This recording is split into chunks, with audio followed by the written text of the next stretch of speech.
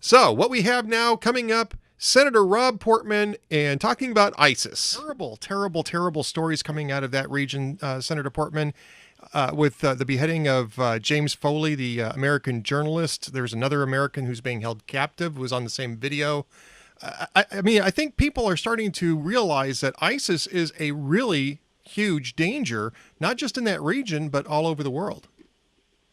Absolutely. No, it's tragic, and what's particularly troubling to me, Ed, is we've known this for quite a while. This is a group that has as its origins that group called Al-Qaeda in Iraq. In other words, we've known about them for a long time. We've known what their intentions are. We certainly have had the opportunity to be able to deal with this before now. I hope the tragedy of the James Foley execution and beheading wakes us up. And I heard the president's speech yesterday. It sounds like the president is more focused on this now. But we've known who these guys are for a long time, and they're causing obviously all sorts of havoc in the Middle East. But they also are interested in creating a platform to be able to attack the West, and that's what we are to be focused on in terms of our national security. Well, this is the same group, by the way, that you mentioned Al-Qaeda in Iraq. I mean, it was started by Abu Musab al-Zarqawi, and it had a different name even before then. But this is a group that has been around for about 20 years in the region. And in one form or another, we killed Zarqawi in an airstrike in 2006. The surge pushed what was then Al-Qaeda in Iraq, AQI, almost to the brink. And then we left. And we had been told at that time, well, the war in Iraq is over. Presumably AQI was defeated. One of the people that got released as we were leaving was the current head of what is now ISIS, Abu Bakr al-Baghdadi. So obviously leaving didn't solve the problem here. It seems to have made the problem exponentially worse. I think you're absolutely right. When the president told us the war in Iraq was over, the war in Iraq was never over. Unfortunately, it was just that the United States chose to pull out, and I think precipitously. In other words, we pulled out before we had protected the gains, which, as you say, through the surge and through other military offensives, we're beginning to make progress.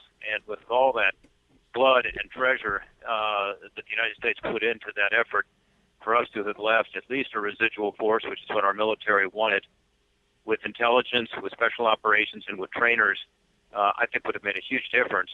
And by doing that, I believe that the ISIS group that originally came over primarily from Syria could have been dealt with much more easily. Now it's harder, and yet we have to react. I mean, we've talked about the national security threat to the United States. I think it's very real. Certainly, those in the intelligence community are looking well beyond their website, but just look at what they say publicly and on their website. Look at this beheading, which was something very public. Second is they are creating tragic situations within the country that we should be concerned about from a humanitarian perspective. We've heard a lot about Mount Sinjar and the Yazidis and what's happening to them, thousands of them having been killed. But also Iraqi Christians are being persecuted and killed. They're being told, look, you can convert to Islam or you can pay a hefty fine that most of them cannot afford, or you will be executed. And that's why you see Christians fleeing. Their possessions are staying behind because they're being robbed as they try to flee. And it's truly a tragic situation where the United States, I believe, has a responsibility to step up and play a more aggressive role. And not just the United States. I mean, Pope Francis was talking about this, and I was discussing this last night at an event that we were doing locally here in Minnesota, Senator Portman, about the unique historical moment that occurred this past week, where you have practically nobody among the global community of leadership talking about doing something to stop ISIS, while you have a Catholic Pope saying somebody's got to step up and do this. The international community has to step up and stop this unjust aggression. I mean, I'm a Catholic, and so I know that that is not normally the rhetoric that you get from the Vatican. But I think it speaks to the frustration that and not just Catholics, but other Christian communities have throughout the world about the fact what you just mentioned is that the Christians have been cleansed from communities that they've been in for 2,000 years, and nobody seemed to really notice it much until the Yazidis were trapped on Mount Sinjar. No, I think you're absolutely right, Ed. And Mosul in particular has been a tragic situation because there, as you know, there was a large Christian population that would be Nineveh of biblical times, and they have lived there for nearly 2,000 years. And the Islamic State, or ISIS, as they're known also, basically declared war on them. And said, you're going to have to die by the sword unless you agree to convert or pay this fine that they can't afford. So this is happening not just in Mosul, which is a large city, but also in smaller communities in that area. And Pope Francis is absolutely right. And I do hope that the international community is paying attention to what he's saying. He's talking not just about Christians, but about religious minorities who are being systematically purged. This is a persecution that one would never expect to be happening in this century, but it's happening before our eyes. So I don't think we can sit idly by as these Christians and other religious minorities suffer. And by the way, it's also obviously Shias who are suffering, and many Sunnis who are suffering. Right. They are taking out their wrath on Muslims as well. Yeah, I mean, and that's maybe an even more so untold story is the fact that there are a lot of Muslims that are getting killed and slaughtered by ISIS because they don't strictly adhere to ISIS's own interpretation of Sharia law and whatever else they have in mind. Now, obviously, the United States is doing something about this. We started some airstrikes to push the ISIS forces away from the Mosul Dam, for instance, and the Kurds have been able to retake that along with Iraqi special forces. And I know that there's efforts in the Senate to try to escalate the response. What is happening in the Senate? What can we be looking for here? Well, I've introduced a bipartisan resolution in the Senate. It's with Deborah Stabenow of Michigan, and it reaffirms our commitment to protecting religious freedom in Iraq and around the world. It focuses on the need for our government to step up, to coordinate better with the Kurdistan regional government, with the Iraqis, with our allies in the region, to ensure that the refugees we talked about earlier, these Christian refugees and other religious minorities, have the chance to get protection on the ground there, and to the extent that we need to get them out, to expedite them coming to safe havens outside of Iraq, including to the United States.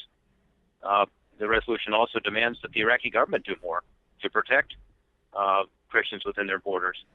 And it specifically asks the administration to do a better job on processing of visas for these groups that are fleeing religious persecution. Other countries, including the French, in my view, have done more than we have, and I think we have a special responsibility here, and we ought to be stepping up. This resolution has gotten bipartisan support. I think we have about 40 members who have signed on to it so far. But if any of your listeners are interested in it, we'd love to have their help. It's Portman Stabenow or Stabenow Portman, and it's a resolution that we hope to bring to the floor of the Senate in early September. When you're back in session, obviously you're not in session this week or next, so so it'll be right when you get back. One other concern, though, and you're talking about issuing visas for refugees, and we certainly want to protect as many people as we can. But one other concern that's coming up about ISIS, and we saw this actually in the video, is that there are a number of Westerners who have joined the ISIS army. The person who was the executioner in the video is apparently a British subject, and they're trying to identify who he is. The Washington Post suggested it might even have been a detainee at one point at Guantanamo Bay, although I don't know if anybody's been able to corroborate that. And there are Americans that are fighting over there. There are Brits. There are people from Belgium, other Western countries that are fighting there. Is that the big threat from ISIS to Western nations such as the United States? Is these people who are going to be coming back who have passports to get into our countries, and how do we go about addressing that? Well, this adds a new level of threat, doesn't it? And the UK government said this week that they estimate there are at least 400 British citizens who may be involved in ISIS. And I don't think that there has been, as you say, corroboration of that story that this particular person was a detainee, but that's possible. And we don't know how many Americans are there. I've asked that question. I've heard 100 roughly. But the fact is that there are fighters in ISIS who are Western Europeans and who are Americans and therefore have passports. And it will be much more difficult to track those individuals because of their citizenship in these respective countries that are a target of ISIS. And I think this does make it even more dangerous. Obviously, the U.S. government needs to do everything we can with intelligence, including better intelligence in the Mideast, which is one of my concerns about the way we pulled out of Iraq, is we left our intelligence apparatus, and therefore we don't have good eyes on the ground. We're trying to rebuild that now, as you know. But we need to have much better intel on these people to ensure that they don't come back here. And one of the things that we often talked about when we first went into Afghanistan after 9/11 was the fact that we wanted to deal with terrorism there rather than having to deal with another tragedy here on our shores. And what about Afghanistan? I mean, we pulled out of Iraq. We were basically on the same trajectory in Afghanistan as we were in Iraq. Is the rise of ISIS and the collapse of Iraq and Syria raising questions within Washington about our policy in Afghanistan and whether or not it's a really good idea to be pulling out of that particular effort? Well, I hope it is, and all Americans are frustrated with the way things went in Iraq and Afghanistan. People are war weary. I understand that, but we live in a very dangerous world. And again, to keep the trainers, the special operators, the intelligence that we can get on the ground, I think is incredibly important to avoid us going back to a situation where you have, whether it's ISIS or whether it's Al Qaeda coming in through the Taliban, a platform to be able to attack the West with impunity. We can't let that happen again. We've seen it too many times now, not just with attacks on us, but now just beheading, attacks in Europe and in Northern Africa and in Asia. So we have to learn a lesson from what happened in Iraq and not repeat those mistakes we made in Afghanistan. I'm concerned that the president, in response to a question recently, said, no, we're going to keep to our timetable no matter what. And the timetable is, we're going to have everybody out of there by 2016. And that sends a clear message to our enemies. I think the president should not be taking things off the table, as he does constantly, by saying, we're not going to have combat forces there no matter what. And rather to say, we're going to listen to the commanders on the ground and ensure that our national security concerns come first. Senator Portman, of course, we want to make sure that people get in touch with their own senators to support Stabenow Portman when you're back in session the first week of September. So, folks, be sure to call both of your senators. And if you're in Ohio and Michigan, you can skip Senator Portman and Senator Stabenow because they're already on board with this, obviously. But the other 98 need your phone calls. Make sure that everybody knows that we need to be reacting to this quickly in real time. Senator Portman, thank you so much for being with us today. Ed, thanks for having me on. I really appreciate it, and thanks for all you're doing on the air to try to let people know what's actually happening over there, particularly with these religious minorities and Christians who are being persecuted even as we talk. Well, thank you, sir. I appreciate that.